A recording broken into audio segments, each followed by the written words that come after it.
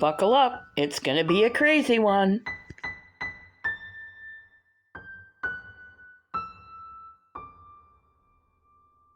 Welcome to a special Thursday show. When I originally said that we would be presenting the Scrooge edition of My Favorite Things, I didn't really realize that Christmas Eve was the following Sunday. So we have moved it to Thursday because I just couldn't lay this stuff out for you on Christmas Eve.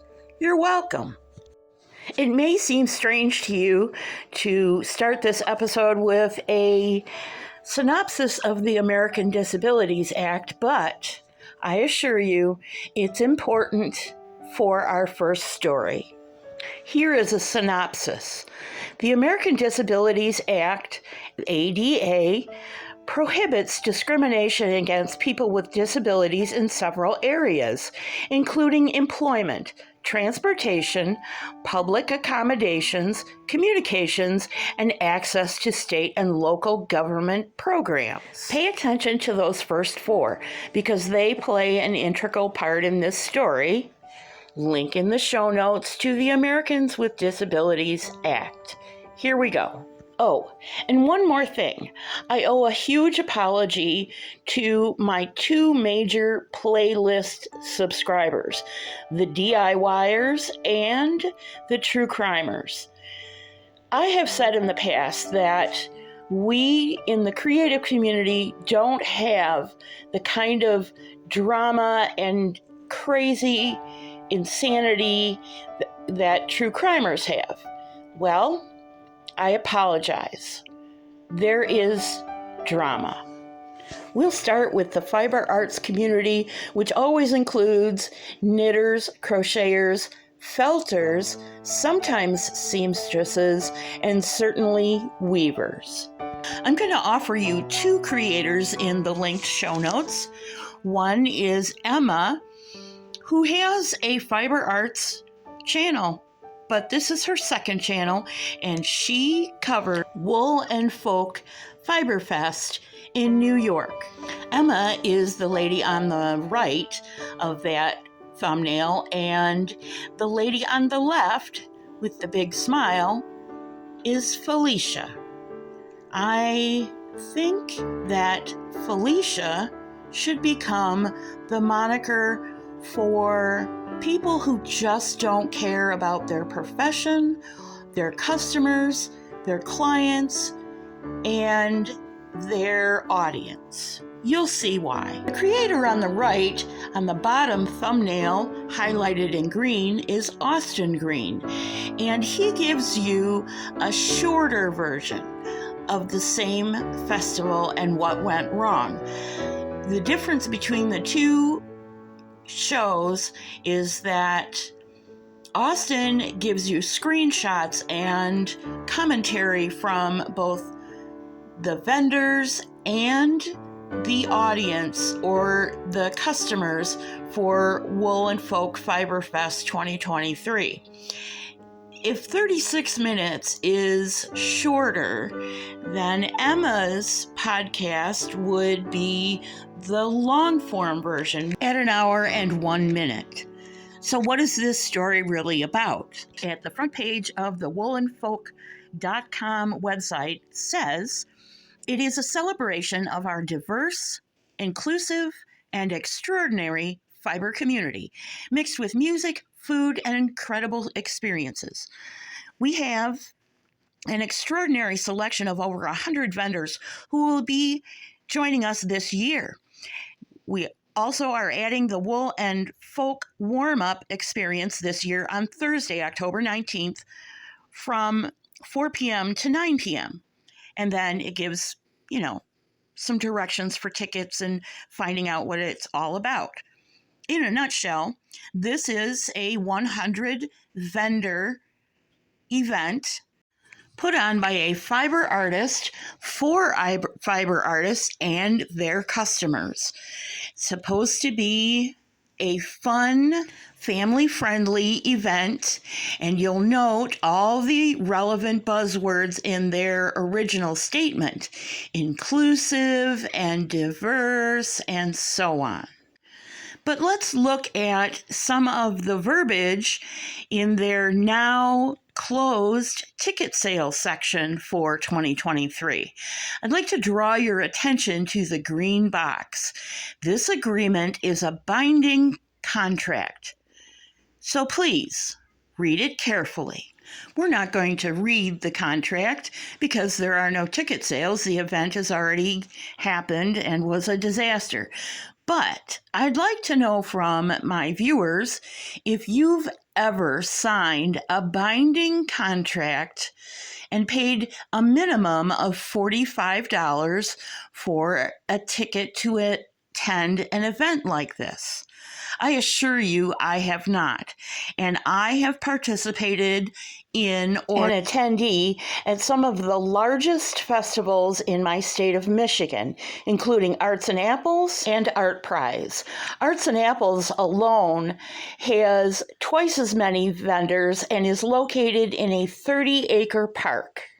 The first red flag for Woolen Folk was that it was originally supposed to be held in an orchard, but the contract was never secured, and according to community meeting notes, there was a venue change to a 5-story industrial building, or former industrial building, with a restaurant in it, and the vendors were assured they would all be located inside the building. From here, the story slides right off the side of the hill and into the mud.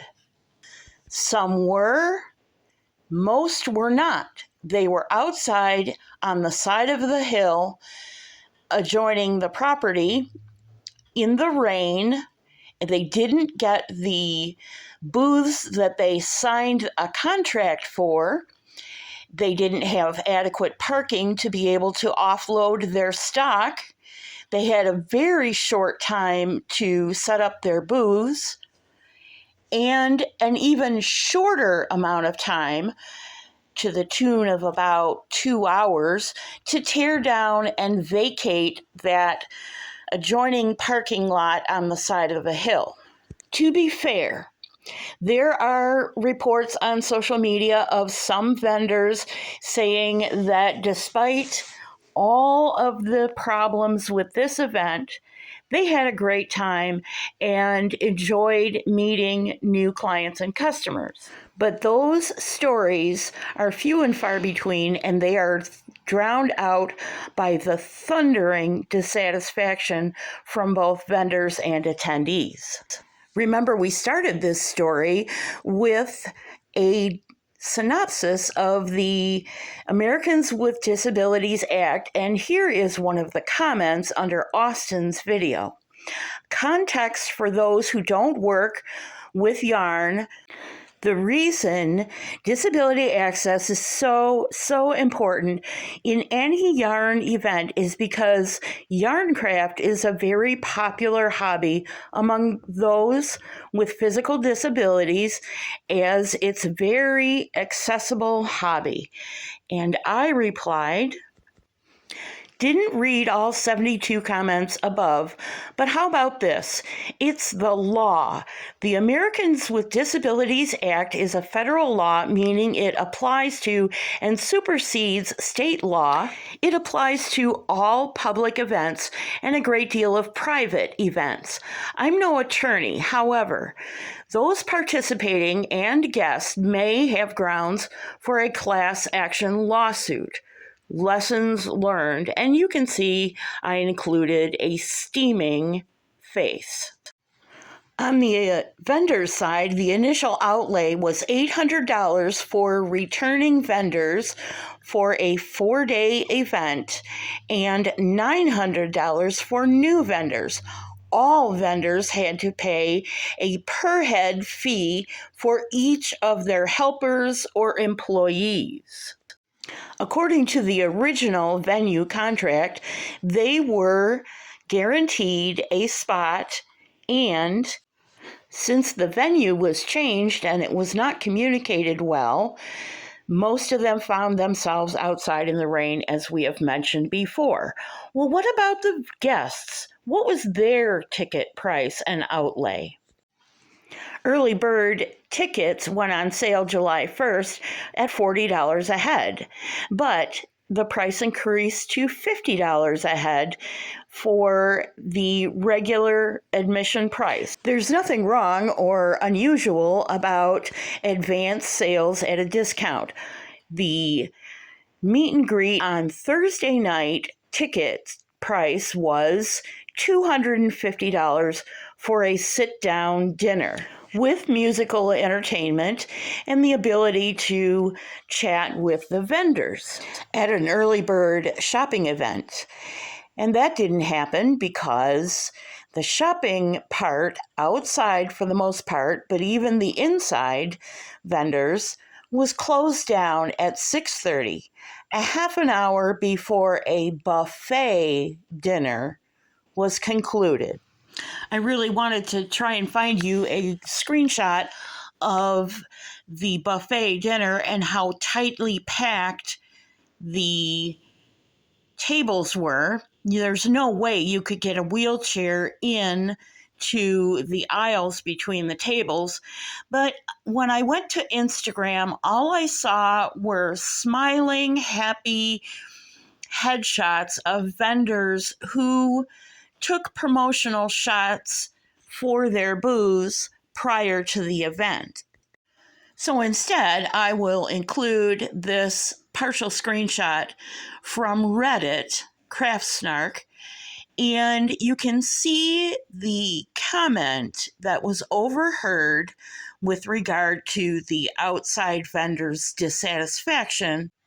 The rest of her story is under that update, and I'll leave you a link in show notes. But for now, it's time to move on to other Scroogey opinions by your fluffy hostess. I don't have to tell you what I think of this case. You've already heard me cover it, and it has gone from a little girl who went missing on June 15th, 2021, who was 5 years old at the time, to an absolute circus. I just don't have any words anymore, except for I don't report on this case anymore. I feel like I have let this little girl down because I made a commitment in my own head to her, and I have not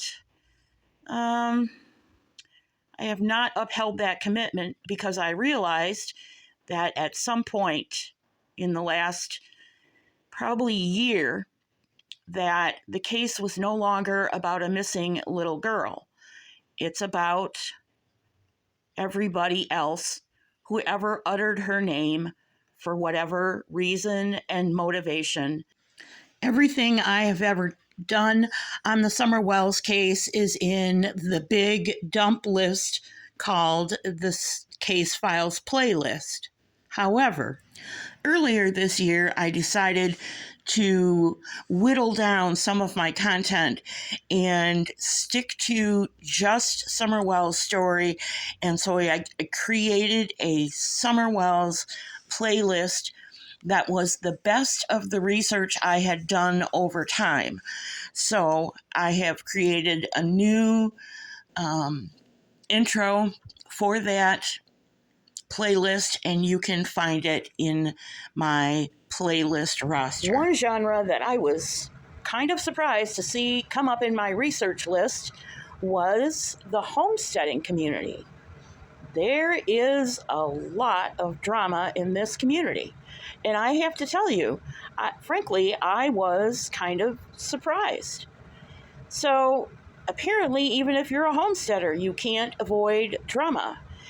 And it seems to surround one particular homestead primarily, but others have gotten involved, and it's becoming quite a thing in that genre.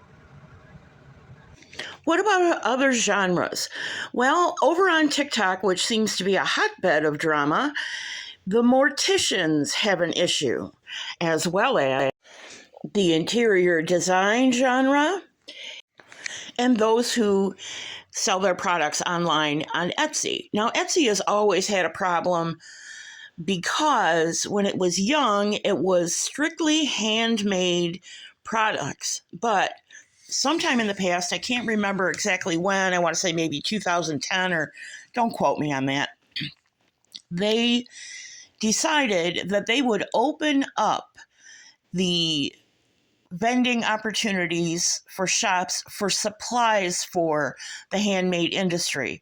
And that slid into people buying things on big discount websites like Alibaba and Wish, and probably now Temu as well, and selling those products as supplies for handmade. Well, it wasn't ever supposed to be a drop ship type of business model for the general public. It was all supposed to be handmade and handcrafted. And the second issue with Etsy is apparently they are not releasing payment in a timely fashion. And for purposes of cash flow in a small business like this, it's critical to get your remittances on time because you have orders for supplies and materials going out before you've received payment. Is that a good way of doing business? Probably not, but everybody does it. You have to when you are trying to produce inventory for big events like Wool and Folk. The third issue with Etsy, which is a natural byproduct of becoming successful, is that it squeezed out all the other vending sites for handmade and handcrafted products. Sites like Artfire, which sort of positioned itself as not being Etsy and being strictly handmade and handcrafted. And as you might expect, Artfire went out of business in 2021. They did a great business while they were a live site, and now it is a travel destination site and seems to be pretty successful thus far. Even the aquascaping and freshwater fish community did not escape controversy. This on the left is Alex Williamson, and on the right is Joey, king of DIY, as he self-styled. The controversy was that Joey apparently decided that he was going to copyright strike Alex Williamson for using his content. However, Alex Williamson's channel was the host for this discussion, and Alex Williamson's channel was taken down temporarily, but Alex fought it, and Joey's copyright strike did not stand. The issue here, in my opinion, is that these are two very different people. And Joey is a big personality. Alex, on the other hand, is a very highly educated man. He has a master's degree and also is a very talented graphic artist, extremely talented. Joey, is all about the big, splashy show, the way he produces his content, whereas Alex is extremely detail oriented. He will give you the history, the biology, pretty much anything and everything you need to know about a freshwater species. Along with that, he's very personable, very down to earth, and very friendly and careful about how he treats his audience. He's very, very kind and generous to his audience. Unfortunately, he's had some medical issues due to both a genetic disease as well as being struck by lightning a few years back. And that lightning strike really turned his world upside down. So his livelihood is dependent on his shows and the revenues from his shows, his business contacts with aquatic sites like Aquatic Arts and LRB Aquatics out of Florida.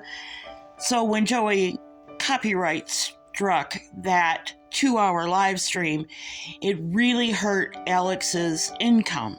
One of the things I admire most about Alex, beyond the fact that he is so knowledgeable, is that he always finds a way to land on his feet, no matter what roadblocks are thrown in his way. He's a really good creator. So what can we conclude about my not-so-favorite things, the Scrooge edition? In major media outlets, that image sells. And in the online community, social media, video outlets, apparently drama sells. In the interest of fair play, I did research the paper craft industry, and to my everlasting joy, I did not find any drama out there. It's not that it's not out there. I'm sure it is, but I didn't find any, and so I'm very pleased about that. Thank you for joining me for my not-so-favorite things, the Scrooge edition. I hope you learned something. And, I tried to make this more humorous than it ended up being, but it's such an irksome topic. I have just enough time to tell you that as far as artwork goes, credit goes to the channel holders for their thumbnails, and some of my images, including Scrooge knitting himself something, were AI generated. Music was provided by Kevin MacLeod, one of the best YouTube library musicians and composers, and you can find all of his contact information below in show notes. I'll be bringing you one more for the holiday season of my favorite things, my favorite creators for 2023. Thanks for joining me. God bless you. Enjoy your weekend. I'll see you real soon.